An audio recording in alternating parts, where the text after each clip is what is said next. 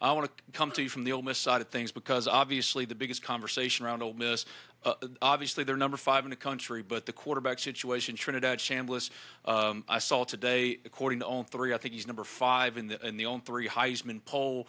But Washington State was underwhelming. It wasn't just Trinidad either, and he rallied after a slow start. But when you look at the matchup of Trinidad against this Georgia defense in that kind of challenge, just where things are with the Ole Miss quarterback situation, what's your take on it as someone who's been through those kind of battles before as a quarterback in the SEC?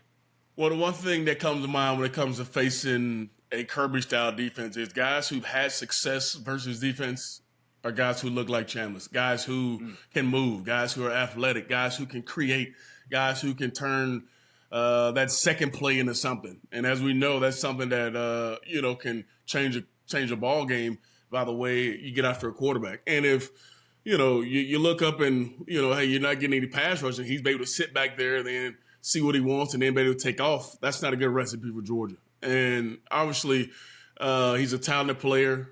He's done it at every level he's been at. And truthfully, he's had time to grow into this offense, into this system with how much he's played already this year. I think he's a talented kid, man. He's playing some really good football. And as we know, when you play a team like Washington State a week before, you're about to get ready for a big game. It's hard as a player. I'll be honest. It's hard for a player not to look forward to the next week knowing what's at stake. And, yeah, you're locked in on that game.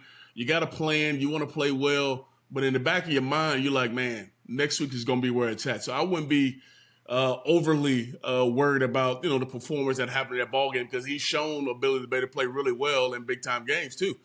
But, coming to Athens is a different story. Obviously, Coach Shu and the boys are going to have some stuff ready for him. They obviously going to see the film and know this guy can move around. And I think it's all going to be about being disciplined in their rush lanes because when you rush 4, you rush 5, and you get outside those rush lanes, he takes off. That's backbreaking for a defense. And here you go, marching down the field, making plays. And the biggest thing that I learned as a quarterback playing on the road was if some good things happened to me early in the ball game, it gave me huge confidence going forward. And I don't care how much football you've played, when you play in an environment like he's coming into, you play in an environment like Vaughn where it's, rocking and, people are all into it. If you have some success early, it helps the momentum and confidence of any quarterback and the guys around them. And things start to slow down, to be honest.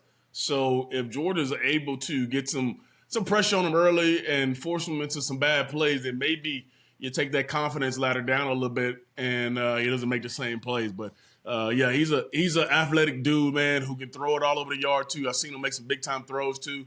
But I guarantee you, Shu and the boys are not going to just sit back and let this dude sit back there and do what he wants. I think they went through that last year when you played against Jalen Miro a couple times. You're trying to figure out how to play this guy. And they had some struggles sitting back. They had some struggles at times when they went after him, and he made some big plays with his arm. So that's where the front and the back end, like I mentioned, have to play together versus a quarterback like this.